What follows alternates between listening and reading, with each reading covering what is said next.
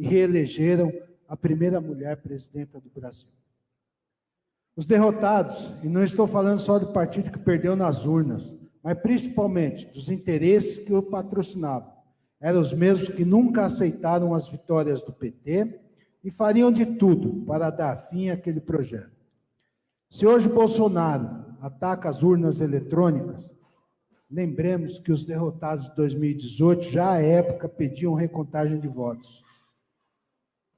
E eu estava aqui do ladinho, aqui, Lula, entendeu? Quando a gente, naquele instante que os resultados não saíam, e saíram nos últimos 10 minutos, aquela aflição danada, e a gente não se aguentou aqui, fazendo a festa, quando aquela curva entre os votos em Dilma e votos Aécio, ela fez isso, e a gente notava a nossa alegria, né, e a decepção do outro lado. Desacreditavam o resultado das eleições e depois fizeram de tudo para inviabilizar o governo com uma oposição irresponsável, barrando projetos fundamentais para o país e fomentando o ódio nas ruas. Ali nasceu o ódio que nós vivemos hoje. Seria engraçado, se não fosse triste, lembrar os cartazes dos manifestantes da época. Quem não se recorda do Fora Dilma? Eu quero viajar para a Disney. Eu quero ir para a Europa. Eu quero qualquer coisa assim que seja diferente do país que eu vivo. Ou do escândalo no posto por conta da gasolina a R$ 2,80, que até hoje é lembrado, que até hoje a gente revive nas nossas memórias e puxa na internet, e a autora daquele vídeo até hoje não apareceu mais, apesar da gasolina ter chegado a R$ 7,00. Lembro também daqueles que, envergonhados por terem que defender a derrubada de um governo democraticamente eleito, devido a uma questão contábil, vinham com o absurdo argumento de que o impeachment se justificava pelo conjunto da obra. Como se não bastasse tudo aquilo que a gente construiu, exatamente em razão daquilo que a gente construiu, vitimado. Poderíamos falar por horas sobre sua obra, presidente, a obra que interessa ao povo brasileiro. Não foi certamente a que mais agradou o rentista, mercado, conservadores, neoliberais. Brasil sem miséria, o pobre incluído no orçamento, com mais acesso à educação, queda da desigualdade, aumento do IDH, nada disso importava. Sua obra foi derrotada, não nas urnas. Nas urnas nós ganhamos. Mas por um parlamento majoritariamente representante dos setores menos comprometidos com o país. E, em sua maioria, conservadores, misóginos, racistas e homofóbicos. Devemos lembrar aqui de quantos argumentos racistas, misóginos, preconceituosos você foi vítima. Nós sabemos disso, nós lutamos contra isso. E os resultados não poderiam ser piores. O mais perverso deles é o aumento da fome. E a fome que a gente vê nos faróis hoje em dia. A fome que transformou as pessoas que hoje estão no faróis. Se a gente quiser saber o que é miséria nesse Brasil, é só parar no farol, Lula, e ver a cara do companheiro e da companheira que hoje está pedindo R$1, está vendendo uma bala. Você percebe que é um peão de fábrica. Você percebe que aquele companheiro já foi um trabalhador, seja lá do comércio, serviços e tudo mais. Para os trabalhadores, o primeiro efeito nefasto foi a reforma trabalhista, que ilustra perfeitamente as motivações para o golpe. Era preciso acabar com seu governo e implementar as maldades travestidas de modernização, sob a promessa mentirosa de que a nova lei geraria 2 milhões de empregos. Nós fomos iludidos com isso. Os brasileiros foram iludidos com isso. Até hoje esperamos. O que aconteceu? Exatamente o inverso. Nós chegamos hoje a 14 milhões de desempregados e nunca, nesse país, nós tivemos um índice de desemprego de 14,6% e vamos chegar, com certeza, a 15% e ultrapassar a 15%. Nunca na história desse Brasil nós tivemos um índice de desemprego tão grande. Foi tirar o governo popular do poder e enfiar goela abaixo do trabalhador uma legislação vergonhosa e mesquinha, feito pelos que querem mais que lucro, querem a pele do trabalhador, a sua dignidade. E é essa a questão que nós estamos colocando agora. Que dignidade? A dignidade de quem tem direito, de quem tem carteira assinada, de quem tem a honra de, após um dia de trabalho, falar: eu fiz a minha parte. Eu estou construindo a vida da minha família. Eu estou construindo o futuro para os meus filhos. E estão nos tirando isso.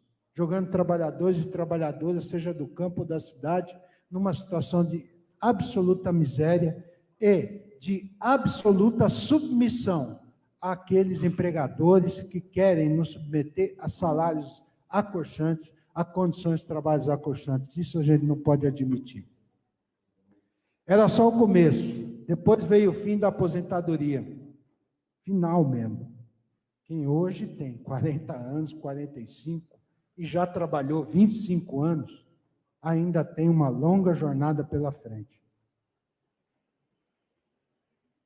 Tirar férias, fundo de garantia, 13º.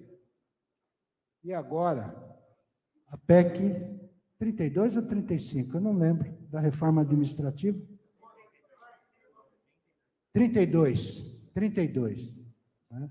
Que joga na lata do lixo os direitos, não daqueles trabalhadores privilegiados do serviço público, não mexe com militares, não mexe no alto escalão, mas mexe na base.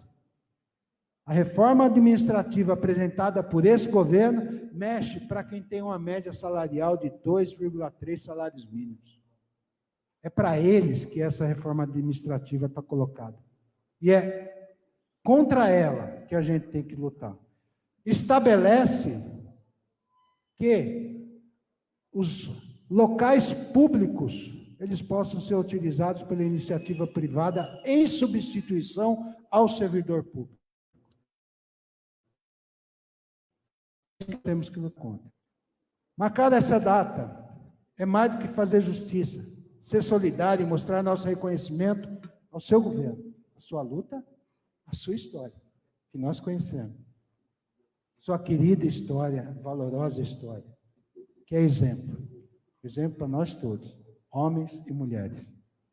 É também fazer história, resgatar os acontecimentos que levaram ao golpe, é também ajudar a escrever o que vem pela frente. Não tenhamos ilusões. Em 22, seu legado, assim como de todos os governos do PT, seja ele municipal, estadual, será fortemente atacado. E nós estaremos aqui para defendê-lo, porque é a nossa história, porque é a história de cada um de vocês. É a história que eu, jovem, aos 20 anos, ajudei a construir. É a história de quem já lutou 30 anos, é a história de jovens que hoje, aos 18, 19, percebem o quanto foram iludidos e que existe um futuro melhor do que aquele que se projeta para eles. Não haverá vitória fácil, nem governança tranquila. Meu companheiro? A vitória não vai ser fácil. E mesmo se formos vitoriosos, e seremos, governar não vai ser fácil. Um governo popular inclusivo, que de fato enfrente as mazelas brasileiras, como a fome, a pobreza, nunca terá sossego. E Lula, a gente aqui na década de 80, 90, a gente fazia arrecadação, enchia caminhão de alimentos para o Nordeste. Nós não precisamos mais dos caminhões, a gente leva em Kombi, aqui a 2 quilômetros de distância. A gente está fazendo arrecadação agora, Mercadante, é para os nossos companheiros que estão morando aqui, no entorno do sindicato. Não é mais para levar lá para o Nordeste, para o sertão de Minas Gerais ou qualquer coisa assim. É para os nossos locais de moradia, muito próximo da gente, que a gente está fazendo a arrecadação, e esse sindicato está muito envolvido nisso, arrecadando toneladas e toneladas de alimento, toneladas de roupas, para agasalhar a gente que está na rua, e a gente sabe que são companheiros nossos, que em algum momento estavam trabalhando com a gente na fábrica. Deixo aqui esse nosso recado. Se os interesses que levaram ao golpe continuam aí, é bom que eles saibam que nós estamos aqui também, e sempre estaremos. Nós, metalúrgicos, classe trabalhadora, nós, progressistas, mais sofridos, é verdade, mas, acima de tudo, mais fortes, do sonho de fazer um país melhor e mais justo, como vocês fizeram. Nós não vamos desistir. A gente sonha e luta sempre, por dignidade, por responsabilidade, por um país melhor, por um país inclusivo, por um país que não é aquele que é produzido para mim. Eu sou trabalhador de montadora. Dá para dizer que eu sou privilegiado nesse mundo, entre os trabalhadores da indústria, entendeu? Temos bons salários, mas não é a maioria do caso desse país. Não é a maioria daquele entregador que vem trazer refeição para mim. Não é a maioria daqueles que hoje estão no comércio na área de serviço, daqueles que dependem única e exclusivamente do seu esforço, da sua dignidade de, depois de 8 horas de trabalho, 12, 18, a gente levar para casa um pouquinho, para dar um alento para as nossas crianças. É esse Brasil que a gente precisa reconstruir. É esse Brasil que a gente, lá em 98, 99, anos 2000, a gente encontrou e a gente precisa reconstruir tudo isso. É isso que eu espero, é esse empenho que eu espero de cada trabalhador e trabalhadora. Obrigado, bem-vindos a essa atividade, bem-vindos a essa casa, a Casa da Democracia. Valeu.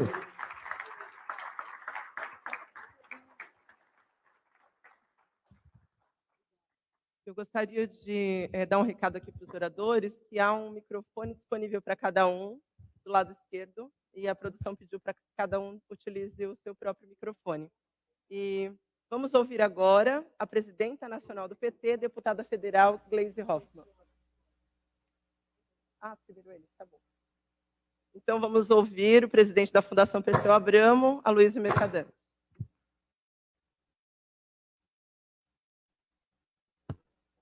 Boa tarde a todas, a todos.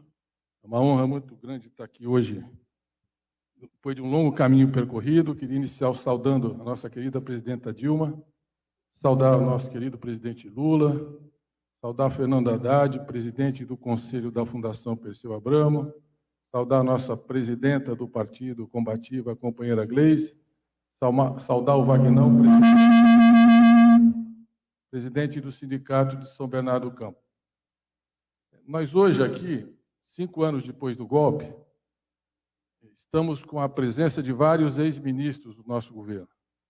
Miriam Belchior está aqui, Inês Magalhães, Maurício Muniz, nosso ex-ministro da Fazenda, Nelson Barbosa, Trabalho e Previdência, Miguel Rosseto, atrás mais um ex-ministro da Previdência e Trabalho, Marinho, está lá o Gilberto Carvalho, da Secretaria-Geral,